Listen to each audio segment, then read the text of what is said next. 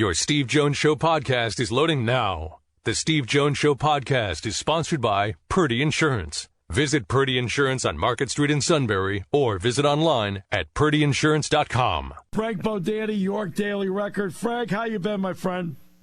Good. Good afternoon, Steve. Hope you enjoyed your Saturday afternoon in Beaver State. Oh, the fans were unbelievable because I know that I only had to spend an hour outside doing the pregame show at it. And to be honest with you, then after that, we were safely inside. So the fans were great, and the drop count was huge. What I loved was I went outside just before the game, maybe 15 minutes, walked through the student section. There was already, I think, about 2.5 feet of water building up. You're walking through, I'm thinking, but nobody cared. No, the fans were great. Yeah, absolutely. I mean, just great. And because we were out there, we were doing the pregame, and it started coming in sideways. When Jack and I went out to the field, we wanted to talk to J1 Sider for a bit. It wasn't raining at that point, but then everything changed. Weather, and Jack and I did not say weather was a reason for turnovers because they practice in this stuff. And James didn't either. How important is that message? Like, hey, no excuses. You got to take care of the ball. Yeah, and you know what to me it is you have true freshmen that everything like this is the first time at this level, at least for them. You know? And I think you do it in practice, but you don't do it in a game. And I don't know, Nick Singleton in particular looked like he was trying to run. I don't know. He just looked like he was trying to run even harder than what he had done previously. And, it's I don't know if it's rookie mistakes, but they got to learn. I guess everybody has to learn, and you combine the learning with the weather with the really good hit, helmet on the ball. And that's a learning thing. James even talked about that. That's not an excuse really either. But I'm thinking these guys are, they're going to get it. And I guess if this happens, it's best that it happens all at once like this. And it happens in a game you win. I mean, right. That's When's the last part. time you covered a game where Penn State had 5 turnovers and won? Has that happened? I can't think of one, Frank. And it's also a day. Look, they're running the ball for the most part effectively, because Jack Ham and I were talking. I think we talked about this in the break. If Penn State had the ball 37 minutes, if they hadn't turned it over, they would have had it 45. I mean, that's what's amazing about it. And let's be honest. It's a day where, Sean Clifford did not have a great day.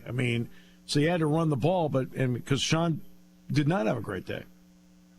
Yes, and I think it's just the way what you're describing is why maybe it looks frustrating for fans, is that you are so close to, you don't turn the ball over just one or two of those times, and then you probably score on those series, and then it's the game, the feel of the game's different. If you have 3 turnovers, not great, but the game is probably a good bit different, just the feel of it. So that's what I think they have to overcome the last 2 weeks going into this week off, is that things just don't feel the way I think they should, Yeah, and that's something that obviously you got to go through, because now any mistake you make becomes more magnified for obvious reasons. What struck me, before I get to the defense, this is the type of day, though, weather-wise, where the kicking game can get out of whack. And yet every snap was good, every kick was good. That impressed me, was the special teams part on a day like this where weather, wind, and so forth plays a big deal, and they got through that with no problem. That was one of the best parts of the day. I'm going through like your, everybody does a report card or something. I'm like, wow, they really handled it. That might have been their best overall special teams effort of the season so far when you combine everything, because Jake did a nice job, didn't have a lot of opportunities, but, you hit a 38-yard field goal in the rain. That's saying something. And, Barney is just a revelation. I've never Barney's seen been anybody great at Penn State punt like him. Not distance and leg and all that, but I mean, to be able to hit the ball consistently, have it die inside the 10-yard line, that's remarkable. Well, that's why I felt like, James, for example, went for it on fourth down early against Auburn on a really nice day. Then Saturday, he decided to punt, and the ball went to the 8-yard line. And I felt like because of what Barney's done and because of the conditions, James decided to play chess. That's why I thought like that move was a good move because of what Barney's done.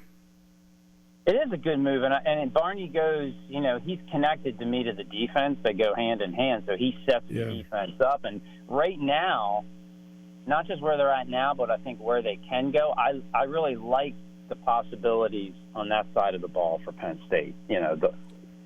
Their defense and their punting to help the defense, I think they have room to grow there, and I think that's really positive in the bye week.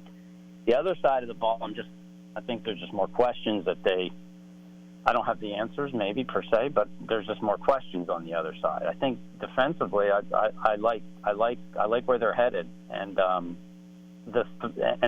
reason I'll say one thing, the reason why I say that is because I think there's more to get from a few of their big time players, and that's T.J. Mustafer, who's coming back from injury. We haven't seen his best yet. Hakeem Beamon, who didn't play last year, I think he's getting better, and Adisa Isaac. And those are three guys who I think there's no reason why they should not improve if they stay healthy just because of getting the rust off, getting back from injury, That's it.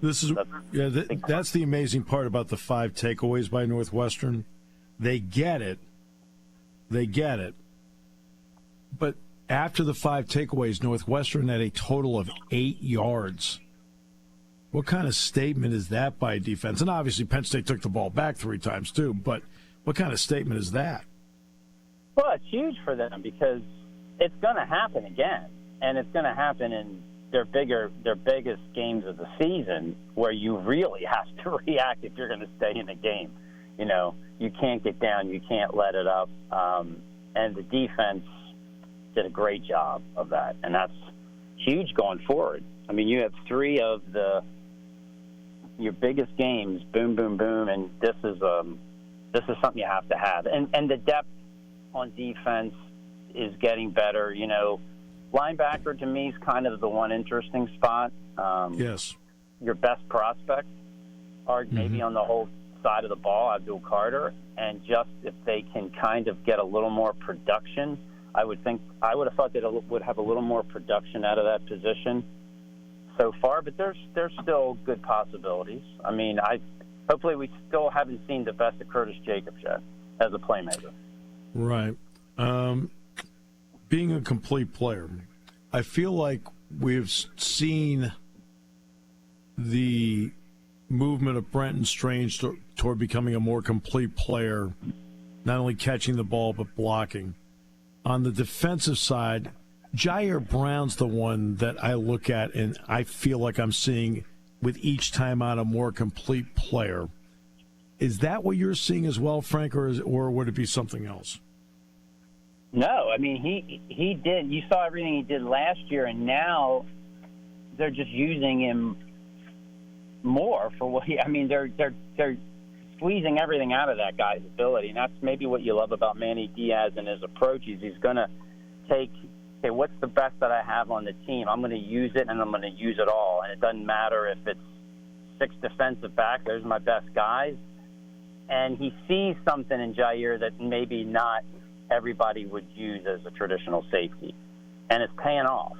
And it's a great look for them to be able to have a guy like him that can move all over the field, and not just move all over the field, but he's doing stuff all over the field. I mean, he's making plays at spots I guess I didn't really think. But they got other guys that can kind of do what he did last year. They got other guys in the secondary that can ball hawk in the back. So, hey, kid can play up front and make an impact. More power to him. Best move, I mean, are people excited about what they're getting from their defensive side of the ball and their new coordinator? Now, back to the previous part, because I mentioned Brenton Strange. That spot is a key spot in multiple ways on the team. What are you seeing in Brenton Strange? And when you've talked to others, what have they told you about how he has stepped up in that spot, not only as a pass catcher but as a blocker? Most improved player in the team to me. I didn't know if he would ever become this type of all-round talent because he's not a new guy, you know? I mean, but to me, the difference between his blocking is marked from last year. Big change. But also his consistency catching the ball. I mean, that was something that was a struggle last year, I thought. And he's turned it on. And the thing is, they got two other guys there. I mean, maybe Theo needs a little bit more time to come back from whatever was slowing him down. And then Tyler Warren the same. Maybe this bye week might be really good for both of them. The combination of being able to use 2 and 3 of those guys together. I mean, Brenton's carrying it right now, but that's their strongest position. The only thing is you got to use them more. I mean, to me, he would have been the perfect guy to throw the ball 2, 6, 7 times in the rain last week. And maybe they're, I don't know, maybe they're holding some stuff back on us that I don't know about, right, Steve? Yeah, it was interesting. I'll say this, when it comes to the conditions, I think where you can see evidence that the conditions in terms of how the game was coached would be evident on first down. Penn State came into the game about 54 to 46% run to pass on first down for the season. Again, 54 to 46%. Saturday, they had 35 first down plays. 29 were runs, Frank. Only 6 were passes. In fact, Penn State was 4 or 6 passing on first down. I think that's the one part where I look at where the conditions influenced how they wanted to play if you're going to use a stat. Yeah, and I like the play calling and the general kind of gist of what they were doing. But to me, it's just when they started to seem like they really kind of struggled and on offense a little bit, kind of like sputtered. And Northwestern, picked it up in the third quarter. And that's when I kind of thought, to me, and maybe Cliff's struggling a little bit too on his own. You got a couple 6'4" guys. To me, I would think they would be the easier guys to get the ball to because they'd be easier to see. But and I think people forget how talented Theo Johnson is. He may not be 100% yet, but to me, he has the most maybe talent on that team in that position. But yeah, Brenton Strange. I have to admit, I did not see maybe coming what he's done, and all the credit to him so far. How do you think a team needs to use its bye week? We all know what's next, and Michigan will play at Indiana Saturday at noon. How do they need to use the bye week, in your opinion, Frank? It might be a little different every year, depending on what position you're in. I think this team needs, to me, from the outside look at the last 2 games, I may need a little bit of a reset to get that kind of out of there, and get guys, to me, it's a time to get guys who are not quite able to, get them healthy a little bit. Schedule your work around that. Certain guys that are maybe 80% that can really benefit from this, maybe some of the guys we even mentioned already so far, that's got to help them. So how do you do that? And then I think it's just planning. You got your good work that you have to do because you have time for, and the rest, the combination of that too. And then, so it's advantageous. You could say arguably your biggest game of the year coming up after the bye. So I'd be drilling down a little more on Michigan than I because you get that opportunity, right? This is a huge game. You go into Minnesota, win or lose, okay, it's the whiteout.